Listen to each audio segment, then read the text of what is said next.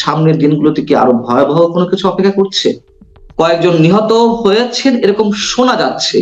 তাদের কথাবার্তা আচরণে অধ্যত্ত দেখাচ্ছে এবং ফ্যাসিবাদী হয়ে যাচ্ছে, তখন কিন্তু আমরা শঙ্কিত হচ্ছি। এই ধরনের কথাবার্তা মানে অধ্যত্ত কিংবা চাপিয়ে দেওয়া কিংবা আমরাই একমাত্র সঠিক আর সবাই মানে বেঠিক, সুতরাং সেগুলো বিলুপ্ত করে দিতে হবে, এটা তো হিটলার বলেছিলেন যে আমরাই we are the best nation in the whole world, সুতরাং আমরাই পৃথিবীকে শাসন করব, সমস্ত পৃথিবীর সমস্ত রাজ্য আমরা দখল করে নেব এবং সেই সেই সেই সেই যে অহংকার এবং সেই যে ফ্যাসিবাদী আচরণ, সেটা করতে গিয়েই তো তার পতন। দেখবেন যে আজকের সমাবেশে মানুষ কোথায় ছিল, তাদের সমর্থককে আপনি দেখেছেন? মানে ক্যামেরাগুলো তো শুধুমাত্র মঞ্চে ঢুকেছেন, আপনি তো একটা এজেন্ডা নিয়ে সেখানে গিয়েছেন, মানে নির্বাচন যেন আরো বেশি অনিশ্চিত হয়ে যায়, হ্যাঁ, সেখানে যেন আরো দাঙ্গা হাঙ্গামা হয়। সেনা প্রহরায় এনসিপি তাদের সমাবেশটি করেছে সংক্ষিপ্তভাবে, আগে পরে হামলা হয়েছে সমাবেশ স্থলে। সবকিছু মিলিয়ে এই উত্তেজনাকর পরিস্থিতি কেন তৈরি হলো, কি কারণে তৈরি হলো, আপনার কাছে শুরুতে একটু জানতে চাই। আমি ব্যক্তিগতভাবে যেটা মনে করি যে আমাদের ছাত্ররা গত আগস্টে অনেক, জুলাই আগস্টে অনেক বড় সাহস দেখিয়েছে, কিন্তু মুশকিলটা হয়েছে যে তাদের কথাবার্তা আচার আচরণের মধ্যে গণতান্ত্রিক মূল্যবোধটা আমি দেখতে পাচ্ছি না। কথাবার্তার মধ্যে যে পারস্পরিক শ্রদ্ধাবোধ থাকা দরকার, প্রতি তাদের বেশ কিছু কথাবার্তায় তারা মব ভায়োলেন্সকে তারা জাস্টিফাই করার চেষ্টা করছে।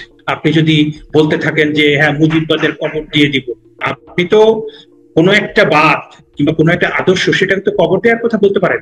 আপনি আপনার আদর্শের কথা বলবেন, আর যদি আপনার কোনো আদর্শ আপনার মানে মনে হয় যে না সেটা আপনি পছন্দ করেন না, আপনার যুক্তি দিয়ে আপনি বলবেন যে আমরা মুজিববাদ পছন্দ করি না এই কারণে করি। আপনি বলবেন যে মুজিববাদ থেকে আপনারা সরে আসেন, এটা হবে রাজনৈতিক আদর্শিক লড়াই। কিন্তু আপনি যখন এই যে কথাগুলো বলছেন এবং সাথে সাথে আপনি মানে জাতির পিতা বঙ্গবন্ধু শেখ মুজিবুর রহমান তার 32 নম্বরের যে বাড়ি, সেটাকে যেভাবে ভাঙা হলো, সেটা তো একটা মানে চরম অন্যায়, সেটা ফৌজদারি অপরাধ। গোপালগঞ্জে 144 ধারা জারি করা হলো এবং সকাল থেকে আওয়ামী লীগের নেতা কর্মীরা তার রাজনৈতিক কার্যক্রম নিষিদ্ধ করা হয়েছে, কিন্তু হাজার হাজার নেতা কর্মী রাজপথে নেমে আসে। এনসিপির জুলাই পদযাত্রা, এইখানে বলা হলো রোড টু মার্চ, এর মধ্য দিয়ে কি একটা উস্কানি তৈরি করার একটা চেষ্টা ছিল? আপনার কি মনে হয় কিনা যে এটি না করা হলে আওয়ামী লীগের নেতা কর্মীরা শান্ত থাকতো, এই উস্কানিতে তারা বেশি উত্তেজিত হয়েছে?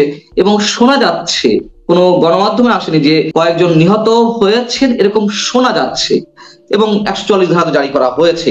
এখানে আমরা দেখলাম আসলে একটা উস্কানি ছিল এবং আমরা যেটা বেশ কয়েকদিন ধরে আমরা যেটা সামাজিক যোগাযোগ মাধ্যমে আশঙ্কিত হয়েছি, উৎকণ্ঠিত হয়েছি, যে বঙ্গবন্ধুর যে সমাধি আপনার টুঙ্গিপাড়াতে, সেটাকে ভেঙে ফেলা হবে, সেটাকে আগুন লাগিয়ে দেওয়া হবে।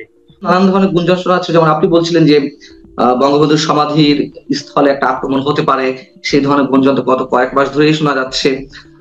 আবার এমনও শোনা যাচ্ছিল যে এই সমাবেশ বা পদযাত্রাকে কেন্দ্র করে, বিশেষ করে গোপালগঞ্জের বুকে কোনো পক্ষের লাশ প্রয়োজন, এবং উত্তেজনা উস্কানি যে পক্ষ থেকে আসুক না কেন লাশের প্রয়োজন ছিল, যার কারণে এটা এক ধরনের মেক করা হয়েছে পরিস্থিতি। এটি তো বাংলাদেশের জন্য খুব স্বাভাবিক ঘটনা, আগে পরে আমরা দেখেছি। এই যদি হয় তাহলে সামনের দিনগুলোতে কি আরো ভয়াবহ কোনো কিছু অপেক্ষা করছে?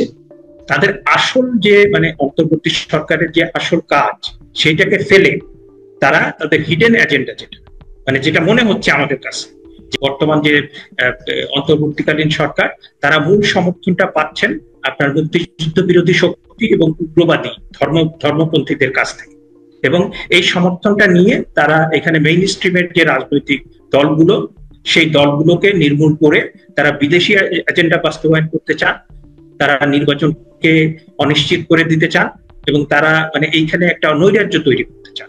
আচ্ছা, আমি বলছি যে হাসনাত আব্দুল্লাহ গোপালগঞ্জের মাটিতে মুজিববাদ, মুর্দাবাদ এই শব্দগুলো উচ্চারণ করে এসেছে আইন শৃঙ্খলা রক্ষাকারী বাহিনীর প্রহরায়। আবার অন্যদিকে নিষিদ্ধ হওয়ার পরেও আওয়ামী লীগ, ছাত্রলীগের নেতা কর্মীরা যে অবস্থান নিল গোপালগঞ্জের রাজপথে, এই দুটার সংমিশ্রণে আমাদের বিশ্লেষণটা কোন দিকে যাবে? মানে জয় পরাজয়টি কাদের ঘটলো? না, আমি তো মনে করি যে আমি ব্যক্তিগতভাবে যে কোনো হামলাকে নিন্দা জানাই। যে কেউ হামলা করুক, সহিংসতা করুক, আবার সেনাবাহিনী কিংবা পুলিশ কিংবা বিজিবি তারা যদি মানে অপ্রয়োজনে বল প্রয়োগ করে, সেটাও কিন্তু ভীষণ রকম নিন্দা জানাই, অপছন্দ করি। এবং এই আইন শৃঙ্খলা বাহিনী, তারপর সেনাবাহিনী, তারা বিভিন্ন জায়গায় বিভিন্ন আন্দোলনে অপ্রয়োজনীয় বল প্রয়োগের প্রেক্ষিতে কিন্তু আপনার সেই আন্দোলনগুলো একদম একটা দানা বেঁধে পরবর্তীতে সরকার পতনের কারণ হয়েছে।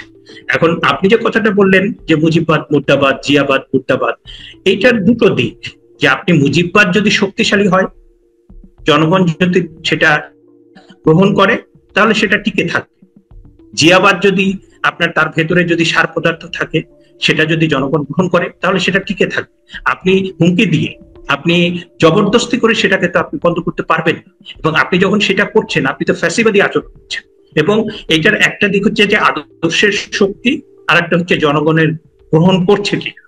হ্যাঁ, তো সুতরাং আমার কাছে মনে হয় যে এই ধরনের কথাবার্তা মানে অধ্যত্ব কিংবা চাপিয়ে দেওয়া, কিংবা আমরাই একমাত্র সঠিক আর সবাই মানে বেঠিক, সুতরাং সেগুলো বিলুপ্ত করে দিতে হবে, এটা তো হিটলার বলেছিলেন যে we are the best nation in the whole world, সুতরাং আমরাই পৃথিবীকে শাসন করব, সমস্ত পৃথিবীর সমস্ত রাজ্য আমরা দখল করে নেব। এবং সেই সেই সেই সেই যে অহংকার এবং সেই যে ফ্যাসিবাদী আচরণ, সেটা করতে গিয়েই তো তার পতন হলো। এবং ফ্যাসিবাদী আচরণ বাংলাদেশেও যে যখন করেছে তার পতন হয়েছে। আমরা শুধু একটা সরকার না, আপনি দেখবেন যে এর আগে সামরিক স্বৈরাচার ছিল, গণতান্ত্রিক স্বৈরাচার ছিল, এবং যে সরকারই যখন ফ্যাসিবাদী আচরণ করেছে তার কিন্তু আপনার পতনটা সেটা নিশ্চিত হয়েছে। দেখুন, এনসিপি তো এখনো পর্যন্ত ক্ষমতায় যায়নি, তাই না? ক্ষমতায় না গিয়েই তারা সরকারি দলের সব ধরনের সুযোগ সুবিধা পাচ্ছে। সেই জায়গা থেকে তাহলে রাজনৈতিক দল হিসেবে নিবন্ধনই পায়নি। হ্যাঁ, সেই জায়গাতে এই ধরনের প্রোটেকশন, এই ধরনের প্রোটোকল, এই ধরনের তাদের এসকর্ট করে সবকিছু করা, তো তাদের পরিণতি কি হতে পারে? আমরা তো আওয়ামী লীগ, যুবলীগ, ছাত্রলীগের পরিণতি দেখেছি, এনসিপি পরিণতিটা কি হতে পারে? না, আপনার সাথে তো আমার বন্ধুত্ব অনেক দিনের, তাই না?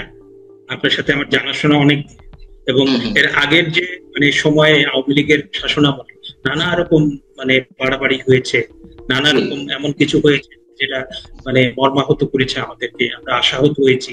আমরা কিন্তু তখনই বলেছি যে এই কাজগুলো করা ঠিক হচ্ছে, এটার পরিণতি কিন্তু ভালো হবে। এবং মানে আওয়ামী লীগের মতো দল কিংবা বিএনপির মতো দল, বিএনপি 2001 থেকে 2006 পর্যন্ত এমন অনেক কিছু করেছে যেটা করাটা কিন্তু ঠিক হয়, এবং যার জন্য কিন্তু বিএনপিকে মূল্য দিতে হয়েছে। আওয়ামী লীগ বিভিন্ন সময় ক্ষমতায় থেকে যে সমস্ত কাজ করেছে, কোনটা আপনার অপ্রত্যাশিত ছিল, কোনটা ঠিক হয় নাই, কোনটা বাড়াবাড়ি ছিল, সেগুলোর জন্য কিন্তু আওয়ামী লীগকে মূল্য দিতে হচ্ছে।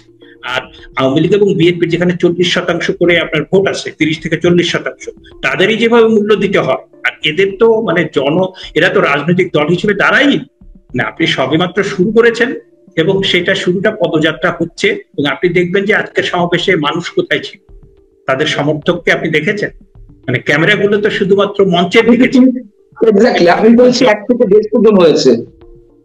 হ্যাঁ, আপনি তো একটা এজেন্ডা নিয়ে সেখানে গিয়েছেন, মানে নির্বাচন যেন আরো বেশি অনিশ্চিত হয়ে যায়, হ্যাঁ, সেখানে যেন আরো দাঙ্গা হাঙ্গামা হয়, সেই রকম একটা এজেন্ডা নিয়ে আপনি সেখানে গিয়েছেন। মানে বাংলাদেশের ইতিহাসে এটা তো এই সরকারের একটা মানে কালো অধ্যায় হয়ে থাকবে, যে আপনি 141টা, হ্যাঁ 140টা না কত আপনার মব ভায়োলেন্সের ঘটনা হলো, এবং তার ভিতরে আপনি মানে 83 জন মানুষ হত্যাকাণ্ড, এবং এই মব ভায়োলেন্সটা আপনি আপনি আগে সামাজিক মাধ্যমে ঘোষণা দিলেন যে অমুক দিন অমুকের বাড়ি ভাঙা হবে, অমুক দিন অমুক জায়গায় আন্দোলন মানে হামলা চালানো হবে, আপনি মাজার ভাঙলেন, আপনি মানে যে পীর আউলিয়া যারা এখানে ইসলাম প্রচার করেছেন এবং সেই তাদের বাণীতে সম্মোহিত হয়ে এখানকার যে মানুষ ছিলেন তারা ইসলাম ধর্মে রূপান্তরিত ধর্ম গ্রহণ করেছেন, তাদের মাজার আপনি ভাঙলেন। এই যে আপনার মানে আপনি যে সমস্ত মানে বিশৃঙ্খলাগুলো তৈরি করলেন, আপনি সুনির্দিষ্ট একটা এজেন্ডা নিয়ে যে সমস্ত নৈরাজ্যগুলো তৈরি করলেন, তার তো একটা বড় ধরনের ইম্প্যাক্ট হবে। এর আগে কিন্তু ইসি বলেছিল যে না, নৌকা প্রতীক তোলা হবে না, যেহেতু আওয়ামী লীগকে ফর দ্য টাইম বিং নিষিদ্ধ করা হয়েছে তার রাজনৈতিক কার্যক্রম, এটা ফুলফিল মানে পুরোপুরি নিষিদ্ধ হয়নি। সো তারা যখন আবার নিবন্ধন ফিরে পাবে তখন আবার তারা ওই প্রতীক পাবে। সো এখন আর উঠানো সম্ভব না। মানে আমাদের মুশকিলটা হয়েছে যে এই তরুণ প্রজন্ম ইতিহাসও পড়ে না, তারপরে তারা মানে রাষ্ট্রবিজ্ঞানও পড়ে না, তারা মানে সমাজবিজ্ঞানও পড়ে না, এবং আমাদের রাজনীতি করতে গিয়ে যে সমস্ত ডিসিপ্লিনটা আপনার মোটামুটি পাঠ করাটা আবশ্যিক, তার কোনো কিছু, বিশেষ করে ইতিহাস সম্পর্কে তারা কিছু জানে। যে এই নৌকাটা মাওলানা ভাসানীর প্রতীক ছিল, এই নৌকাটা বঙ্গবন্ধুর প্রতীক ছিল, এই নৌকাটা সরওয়ার্দীর প্রতীক ছিল, এই নৌকাটা মানে আপনার বাংলাদেশের মুক্তিযুদ্ধের প্রতীক ছিল। হ্যাঁ, একটা দল নেতৃত্ব দিয়েছে, কোনো মানে আপনার ধরেন যে এক একটা সময় থাকে কোনো একটা দল আপনার সেটা নেতৃত্ব গ্রহণ করে, তাই না? যে আওয়ামী লীগ একটা নেতৃত্ব গ্রহণ করেছে, অনেক বড় নেতৃত্ব। বিএনপি আর একটা নেতৃত্ব, আপনার ধরেন স্বৈরাচার বিরোধী যে আন্দোলন, সেখানে 3 জন ছিল, কিন্তু বিএনপি ছাত্র দল তাদের নেতৃত্বকে অন্যভাবে মূল্যায়ন করা হয়। এক একটা সময় থাকে এক একটা দলের তাদের নেতৃত্ব নিতে হয়, এবং সেই ইতিহাস তাদের উপর সেই দায়িত্ব